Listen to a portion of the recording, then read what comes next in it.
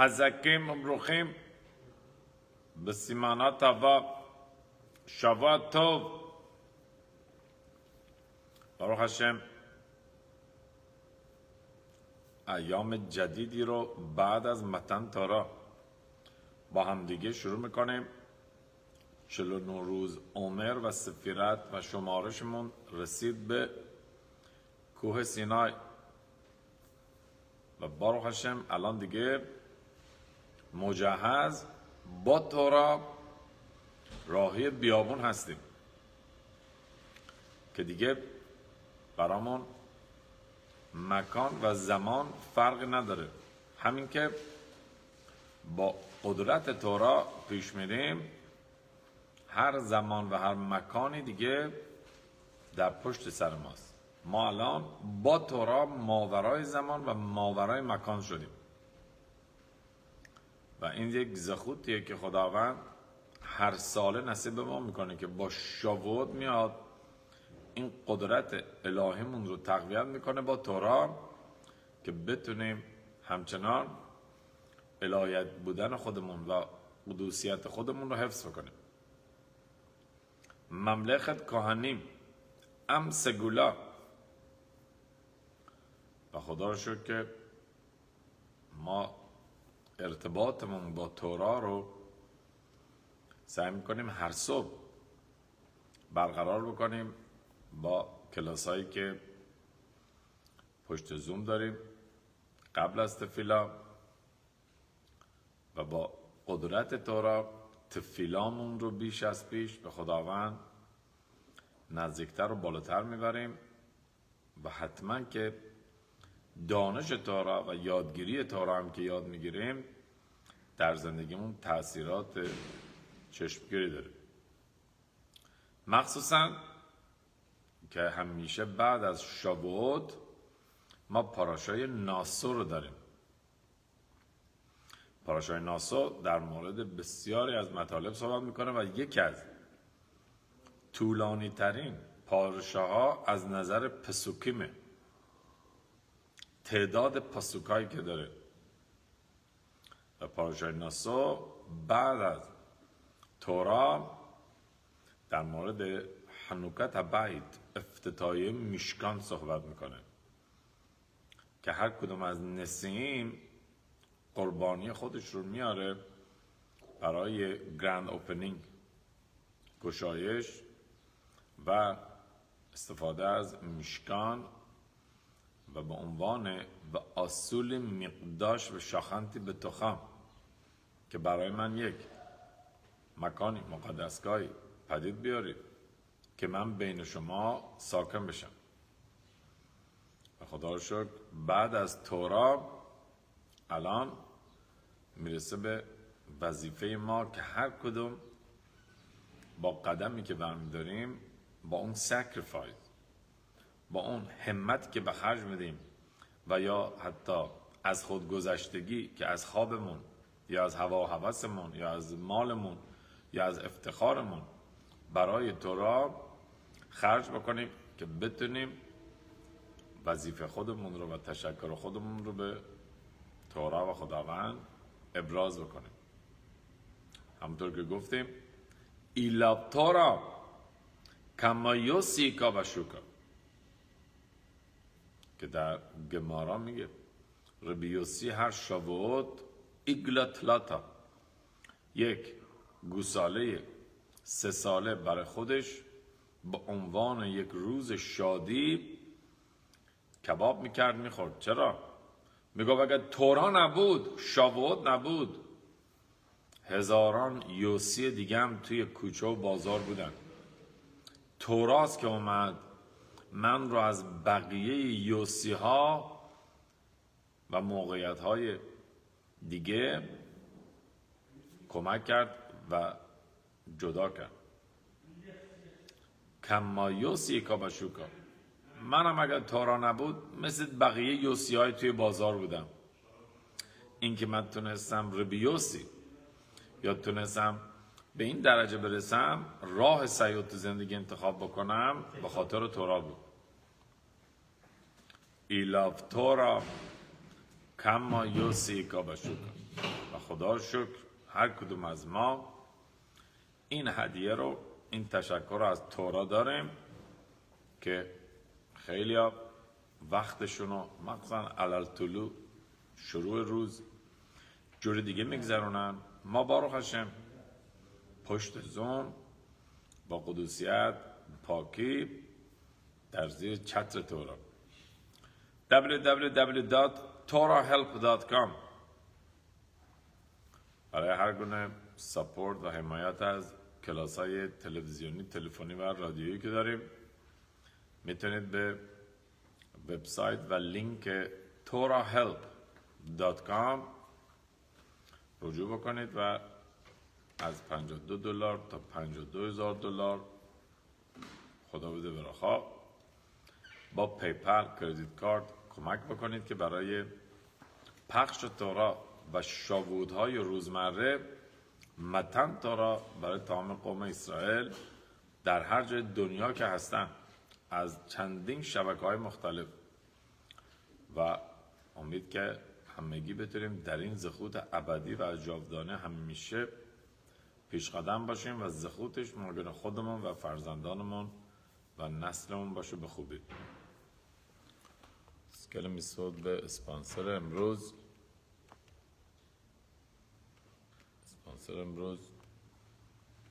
خانم شلوا.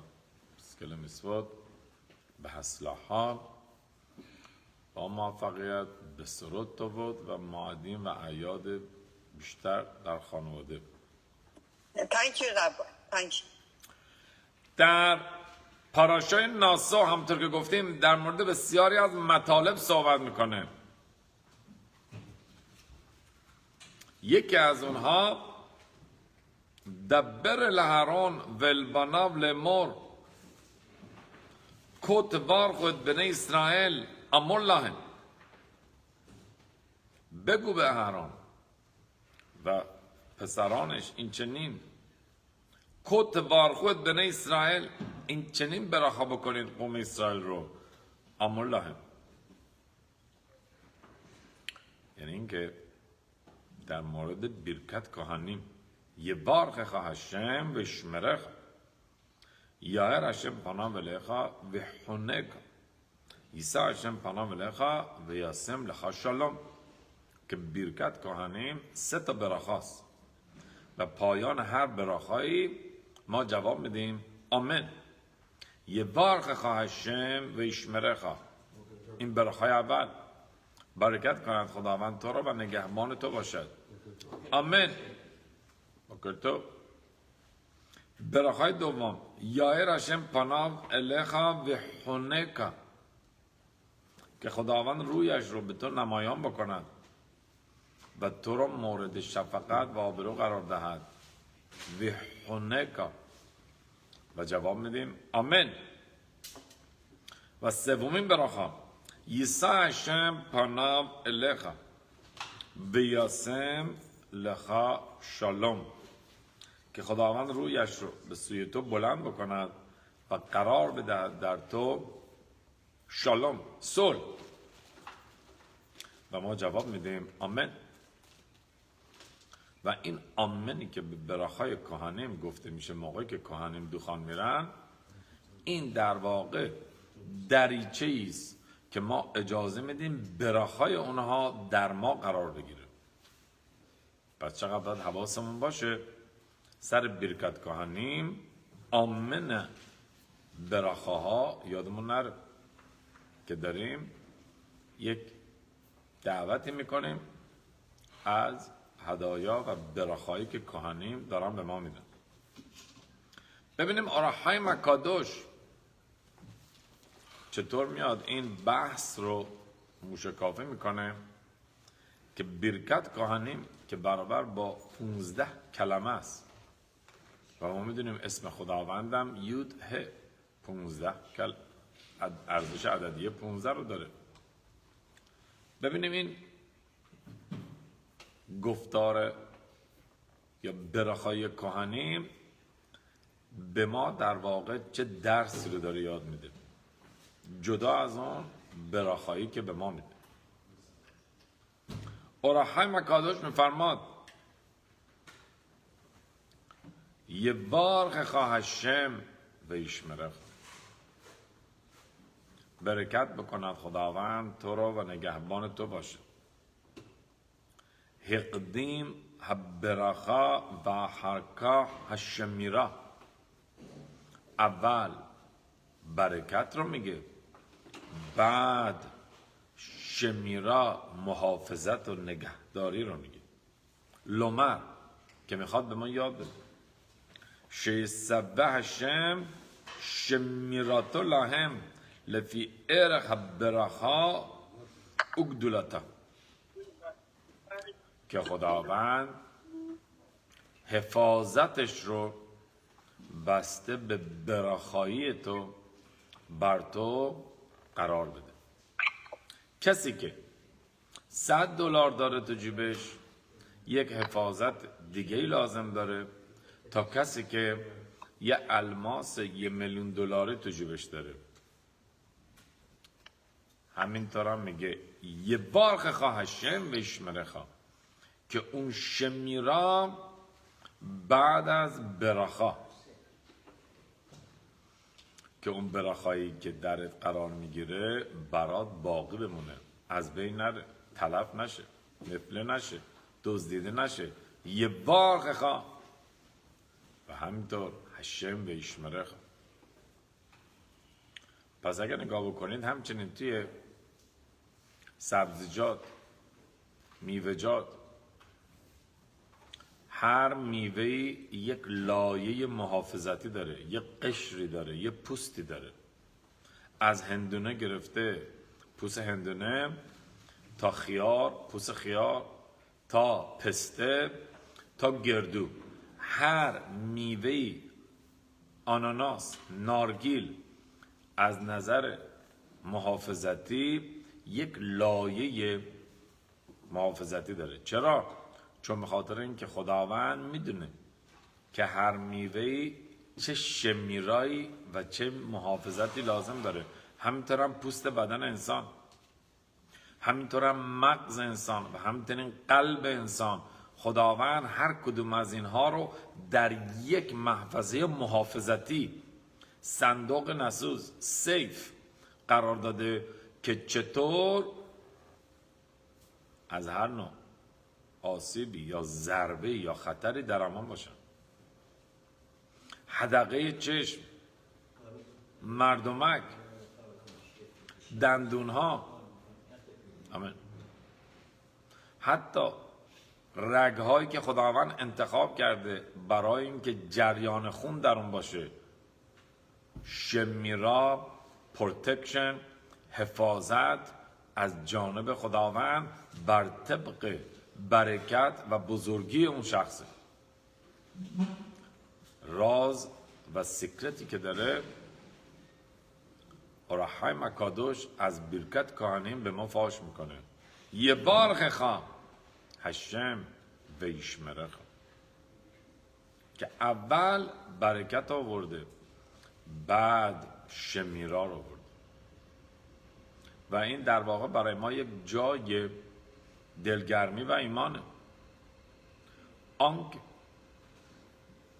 نان دهد دندان دهد، آنکه جان دهد نان دهد، ماند یهیب حیب یهیب مزونه.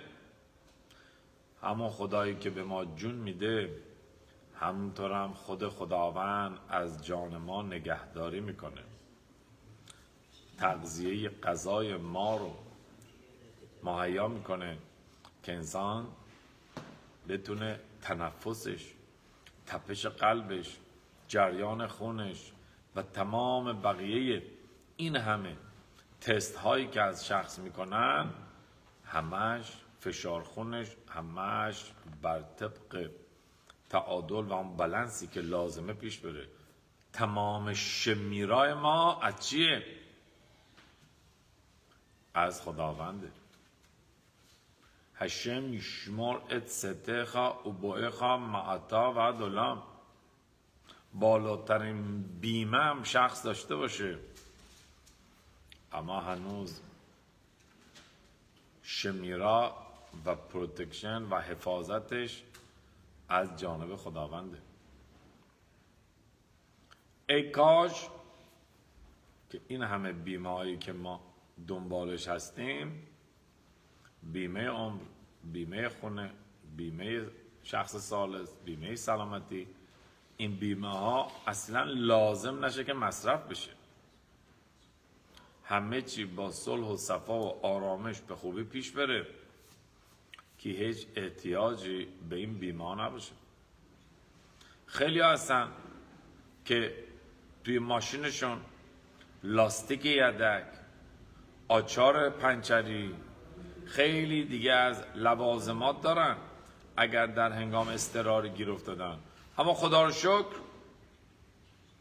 هیچ موقع لازم نمیشه. اصلا بعضیا نمیدونن این لاستیک یدک ماشینشون و آچار پنچریشون کجا هست، کجای ماشینه. امید که تمام این تدارکی که ما برای طول زندگیمون میبینیم، هر چقدر برای امنیت سکیوریتی ما باشه اصلا لازم نشه. این همه کمپانی های آلارم که شخص پول میده ماهیانه سالیانه که آلارم خونش، دزدگیر خونش سر جاش باشه، دزدگیر مغازش، آفیسش، کمپانیش سر جاش باشه. یه بار خواه هشم و ایشمره خداونده که محافظ تمام ماست. و این چیزی بود که اونقلوس اومد به دایش گفت، تیتوس. اونقلوس که یک شخص رومی بود، اتفاقا موقعی که رومی ها بر اسرائیل مسلط بودن، این اومد تازه گیر شد، کانورت شد، رو آورد به یهودیت. اونقلوس موقعی که دایش فرستاد یه سری افرادی رو برید بابا این صحبت بکنید، گفت نگاه کن. گفتن آخه تو چی دیدی که به یهودیت گرویدی؟ گفت نگاه کن، موقعی که پادشاه توی قصرشه کی از پادشاه محافظت میکنه؟ گفت خب اون گاردش، بادیگاردای اتاقش. گفت کی از بادیگارداش انتقام میکنه؟ گفت اون سربازای بیرون. گفت سربازای بیرون کنید. همینجوری رفت که یه عده‌ای گماشته حواس جمع از پادشاه و از بقیه ساکنین قصر دارن حفاظت میکنن. گفت ولی ببین خداوند چی میگه؟ شمر دلتوت اسرائیل. خود خداوند که پادشاست بیرون در وای میسه مزوزا، میگه شما توی خونه خواب راحت داشته باشید، زندگی سالم داشته باشید، من از شما حفاظت میکنم. میگه این عظمت خدای یهود با دیگر بت‌ها و خدایان دیگه. به همین دلیل من رو آوردم به یهودیت که تحت تسلط و سرپرستی حمایت این خدا باشم. شمر در توت اسرائیل. پس قبول بکنیم شمیرا بر طبق برخا. هر چقدر انسان برخایی های زندگیشو از جانب خداوند بدونه، خداوند میگه حالا که تو همه چیز از جانب من میدونیم، خودمم از همین برخایی که بد دادم حمایت میکنم. تا حالا شما دیدید یه نفر زنگ بزنه به کمپانی میتسوبیشی بگه آقا ماشین من چراغ جلوش کار نمیکنه؟ میگه کی خریدی؟ میگه همین 2 هفته پیش خریدم. میگن از کجا خریدی؟ میگه از فلانجا. میگه فلانجا نمایندگی ما نیست. تو اسم ماشینت چیه؟ تویوتا. میگه بچه به میتسوبیشی زنگ زدی، بعد به تویوتا زنگ بزنی. از هر جا که ماشینا خریدی وارانتی گارانتی تمام بیمهش از اون میاد، چرا به ما زنگ زدی؟ کسی که فکر میکنه براخاییش از جیبشه، براخاییش از عقلشه، کحی و حسن یادی از زور بازوشه، خداوند میگه که از هر جا که این براخایی رو گرفتی برو بیمه اون براخایی هم از همون بگیر. اما کسی که قبول داشته باشه یه بار خواهشه براخایی زندگی من از جانب خداونده، خداوند میگه از همین ایمان تو به من که من به تو براخایی میدم، منم به شمیرا وارانتی میدم، گارانتی میدم، بیمه میدم به همین براخایی که بهت دادم. پس بله درسته که ما فقط تا 30 روز میتونیم چیزی که تو آمریکا خریداری میشه رو به مغازه برگردونیم، اما بعد از 30 روز دیگه باید به کی برگردونیم؟ به کمپانی مانیفکتچر وارانتی. میگن خب ببینید اگر هم اشکالی داره به خود کمپانی زنگ بزنید یا براتون تعمیر میکنه یا عوض میکنه، ولی دیگه بعد از 30 روز با کمپانی در تماسید. همینطور هم خداوند میگه هر براخایی که من بهت میدم با وارانتی میاد، مانیفکتچر وارانتی. یه وار خواهشم و اشمره خواه، برکت مال و دارایی، برکت عقل و حکمت، برکت خانواده، زن و بچه، برکت شهرت و مقام، هر براخایی که من به تو میدم خود من پشتش وایسادم. یه وار خواهشم و اشمره خواه، اما به یه شرط قبول بکنی که این براخایی از جانب من اومده، از کمپانی من اومده. اگر فکر میکنی از یک کمپانی دیگه اومده برو از اون بیمه بگیر. یه بار خواهشم و اشمره خواه. و چقدر خداوند بارها ما رو یادآور میشه.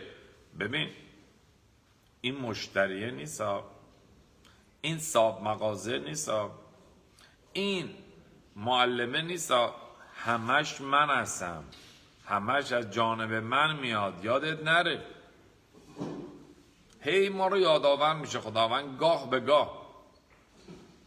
این که انسان به فکرش میاد که او کاش که تفیلای بخونم این کارم جور بشه، این یه یادآوری از خداوند. میگه پس خوب شد هنوز یادته که همه چی از جانب منه، بیا اینم چیزی که منتظرش بودی، نوش جونت، انجوی، کیفش بکن. چرا؟ چون همین که به من تفیلا خونده یعنی نشون دادی که قبول داری گره گشای تو من هستم، همه چی از جانب منه. یه وارق خواهشم و ایشمره خواه.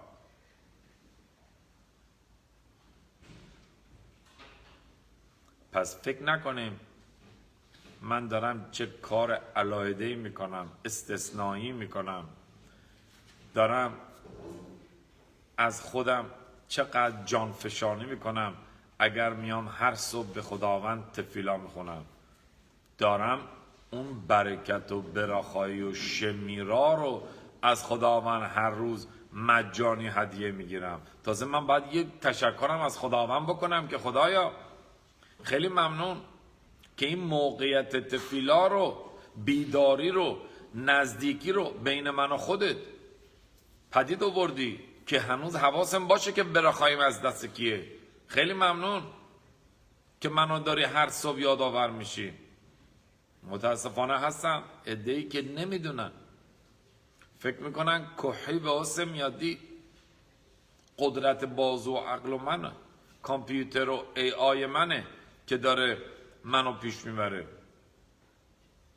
مثل اون معلمی که اومد سر کلاس توی دولت کمونیست روسیه گفت دیگه احتیاج به این همه دعا و التماس برای بارون نیست، دانشمندا یک پودرای شیمیایی اختراع کردن که با هواپیما هلیکوپتر میریزن روی ابرها، شروع میکنه به بارون. یه بچه تای کلاس گفت آقا که قراره ابرها رو بفرسته که شما اون پودرا رو بریزید.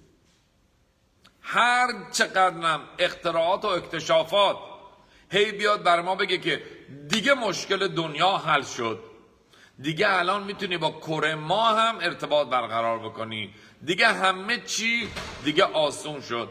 هر چقدرم تکنولوژی بیاد بخواد جای خدا رو تو زندگی ما بگیره، خداوند یک جوری یادآور میشه، میگه پس این چی؟ اینو چی میخوای چجوری تهیه ببینی؟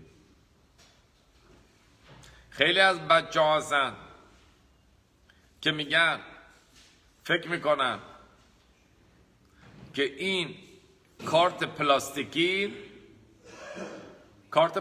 بهش میگن چی؟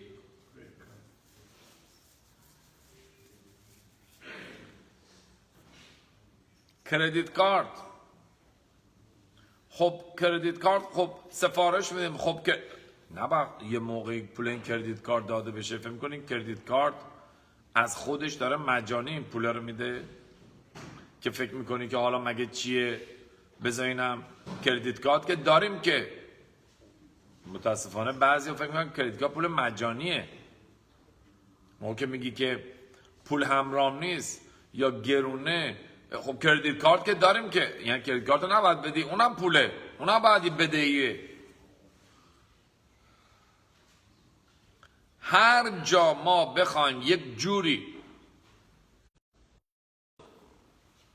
مثل این که بخوایم پنهان بکنیم که نه بدون اونم من میتونم، اتفاقا خداوند بیشتر میاد به ما نشون میده که خواستی از من سبقت بگیری، نگاه کن هنوز نرفته احتیاج پیدا کردی. اما هر چقدر انسان نشون بده که خدایا هر چی دارم از تو دارم، هر چی دارم برای تو دارم، شلی شلخا، اون موقع است که خداوند میگه بر طبق ایمان بیتاخون توکلت بهت براخایی میدم. و این براخایی با چی میاد؟ یک ویشمرخا، با یک شمیرا میاد که این پول، ثروت، خانواده، شهرت، مقام، عقلت پایدار میمونه، تلف نمیشه، حیف و میل نمیشه. از زن و بچت لذت میبری، از خانوادت، از پولت، از شهرتت، از عقلت، مقامت، از داراییت، از کسب و کارت لذت میبری، برات باقی میمونه، حیف و میل نمیشه. یه باره فلان لاسوت بیاد، یه باره فلان موضوع بیاد، یه باره فلان خطره بیاد، فلان ضرره بیاد، فلان این بیاد، ویشمرخا برات نگه میدارم این براخایی رو. چرا؟ چون براخایی به کوانتیتی نیست، براخایی به کوالیتیه، براخایی به تعداد و مقدار نیست، براخایی به کیفیت و قدوسیته. هر چقدر انسان قدوسیت کارش، قدوسیت زندگیش، قدوسیت تفریحش، قدوسیت شباتش بیشتر باشه، براخایی زندگیش بیشتره. حتی با اینکه نمیبینه، مثل یک عطر خوب نمیبینه، اما براش دلنشینه، دلگرم کننده است. هی نباید جواب 100 تا وکیل و دکتر رو بده، آروم ریلکس زندگیش با براخایی میره و شمیرا و اون پروتکشن و محافظت خداوند همراهشه. پس برکت کهانیم رو موقعی که بذرت داشتم کهانیم میرن دوخان، به این که فقط من چی میخوام تصور نکنه، این که خداوند چی میخواد. یه بار خواهشم ویشمره خواه براخایی که من به تو میدم با بیمه میاد، با پروتکشن میاد. حالا براخایی کیو قبول داری؟ برخایی خودتو، یه سری افراد رو، یا برخایی خداوند رو. دستت میخواد جلو کی دراز باشه؟ بنده یا خداوند؟ میخوای حرف شنوی کی باشی؟ وقتت ارجعیت برای کی داشته باشه؟ بنده یا خداوند؟ از همون کسی که برخای میگیری، از همون کس هم برو بیمهشو بگیر. یه بار که خواهشم و اشمره خواه. اما اگر از من بخوای برخای بگیری خداوند، میگه پکیج دیل، یه بار که خواه هم بهت برخایی میدم و بر طبق اون برخایی که بهت میدم و اشمره خواه، نگهبان تو هم خواهم بود که اون برخایی برات باقی بمونه، که نسلا در نسل هنوز از اون ارث و از اون عقل و از اون موقعیتی که برای تو زندگی قرار دادم، خانواده و نسلت میتونن به خوبی استفاده بکنن. به عزت هشم که بتونن به خوبی به اون درجه برسیم. بارو هشم لعولم. آمین و آمین.